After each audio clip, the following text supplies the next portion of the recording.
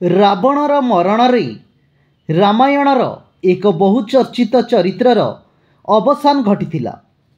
ରାବଣ ଏକାଧାରାରେ ନାୟକ ଓ ଖଳନାୟକ।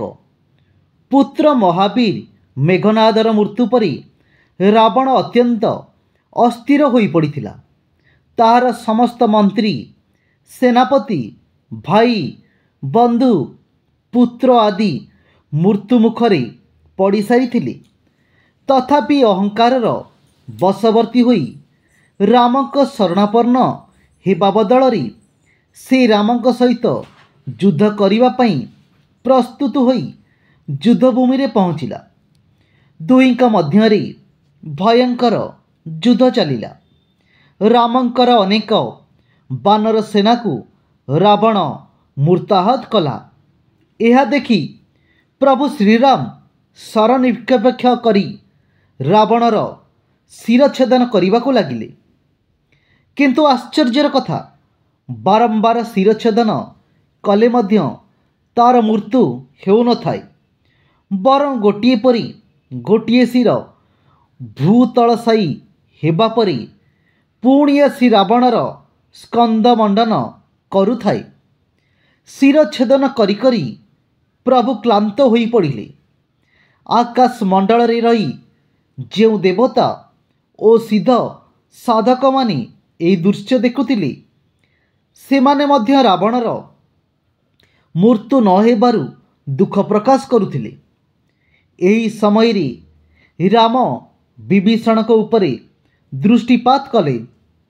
ରାମଙ୍କ ଇଙ୍ଗିତ ବୁଝିପାରି ବିଭୀଷଣ ଯାହା କହିଲେ, ଗୋସ୍ୱାମୀ ତୁଳସୀଦାସ ତାହାକୁ ଅତି ସୁନ୍ଦର ଭାବରେ ଉପସ୍ଥାପନ କରିଛନ୍ତି।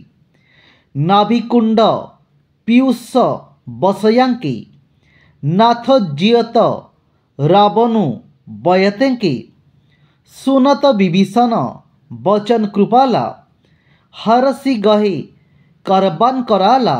ଅର୍ଥାତ୍, ହେ ଶରଣାଗତ ପାଳକ, ଶୁଣନ୍ତୁ, ଏହାର ନାଭିକୁଣ୍ଡରେ ଅମୃତର ନିବାସ। ହେ ନାଥ, ରାବଣ ତାହାରି ବଳରେ ଜୀ ରହିଛି। ବିଭୀଷଣର କଥା ଶୁଣିବା ମାତ୍ରେ ଶ୍ରୀରାମ ରାବଣର ନାଭିକୁ ଲକ୍ଷ୍ୟ କରି ବାଣ ଛାଡ଼ିଲେ। ସେହି ବାଣ ନାଭିକୁଣ୍ଡର ସମସ୍ତ ଅମୃତ ଶୋଷି ନେବା ଫଳରେ ରାବଣର ମୃତ୍ୟୁପିଣ୍ଡ ଭୂମି ଉପରେ ଲୋଟି ପଡ଼ିଲା। ରାବଣର ନାଭିମଣ୍ଡଳରେ ଥିବା ଏହି ଅମୃତ କୁମ୍ଭ ସମ୍ପର୍କରେ ବିଭିନ୍ନ ପୁରାଣରେ ବିଭିନ୍ନ କଥା ଉପକଥାର ଉଲ୍ଲେଖ ରହିଛି। କେଉଁଠାରେ ଉଲ୍ଲେଖ ଅଛି, ମନ୍ଦୋଦରୀ ସ୍ୱର୍ଗରୁ ଅମୃତ ଆଣି ସୁଷେଣ ବୈଦ୍ୟଙ୍କ ସାହାଯ୍ୟରେ ରାବଣର ନାଭିରେ ସ୍ଥାପନ କରିଥିଲେ। ଆଉ କେଉଁଠାରେ ଉଲ୍ଲେଖ ଅଛି, ବ୍ରହ୍ମା ଆଶୀର୍ବାଦ କରି ଏହା ରାବଣକୁ ଦାନ କରିଥିଲେ। କଥା ଉପକଥା ମଧ୍ୟରେ ଆଉ ଏକ ସତ୍ୟତା ଉଦ୍ଘାଟିତ ହୁଏ ଯେ ରାବଣ ଥିଲା ମହାଯୋଗୀ ଓ ମହାଜ୍ଞାନୀ। ପ୍ରାୟ ସମସ୍ତ ଯୋଗୀ ଷଡ଼ଚକ୍ର ସାଧନା କରିଥାନ୍ତି। ଷଡ଼ଚକ୍ର ମଧ୍ୟରେ ନାଭିମଣ୍ଡଳରେ ଥିବା ମଣିପୁର ଚକ୍ର ସବୁଠାରୁ ମହତ୍ତ୍ୱପୂର୍ଣ୍ଣ। ମଣିପୁର ଅର୍ଥାତ୍ ମଣିର ଭଣ୍ଡାର, ଆଲୋକ ରଶ୍ମି ବା ଅଗ୍ନିର ଭଣ୍ଡାର। ଏହି ଚକ୍ରରେ ଥିବା 10 ଦଳ ପଦ୍ମ ଲକ୍ଷ୍ମୀ ନାରାୟଣଙ୍କର ଆବାସସ୍ଥଳ। ଏହା ସାଧକର ଶକ୍ତିର ପ୍ରାଣକେନ୍ଦ୍ର। କୌଣସି କାରଣରୁ ଯଦି ଏହି ଶକ୍ତି ନଷ୍ଟ ବା କ୍ରିୟାହୀନ ହୋଇଯାଏ, ତେବେ ସାଧକର ଜୀବନ ନିରାଶା, ଅବସନ୍ନତା ଓ ଅନାସକ୍ତି ମଧ୍ୟରେ ଲୀନ ହୋଇଯାଏ।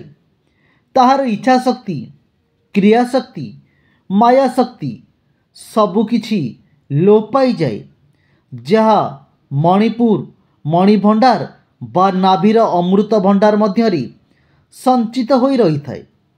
ପରମ ଯୋଗୀ ରାବଣକୁ ମାରିବା ପାଇଁ ତାହାର ଏହି ଭଣ୍ଡାରକୁ ନଷ୍ଟ କରିବାର ଆବଶ୍ୟକତା ଥିଲା। ତେଣୁ ବିଭୀଷଣଙ୍କ ନିର୍ଦ୍ଦେଶରେ ରାମଚନ୍ଦ୍ର ରାବଣର ନାଭିଚକ୍ରକୁ ଶରବିଦ୍ଧ କରି ତାକୁ ମୃତ୍ୟୁଦାନ କରିଥିଲେ। ସେହି ଚକ୍ର ନଷ୍ଟ ହେବା ଫଳରେ ତାର ଇଚ୍ଛା ଓ କ୍ରିୟାଶକ୍ତି लोप पाईगला। से कामनाहीन होई जड़ पलटिगला। एही मृत्यु पापाचारी रावण को चिरमुक्ति प्रदान करिथिला। यह थिला रावणर मरण केमिति होइथिला।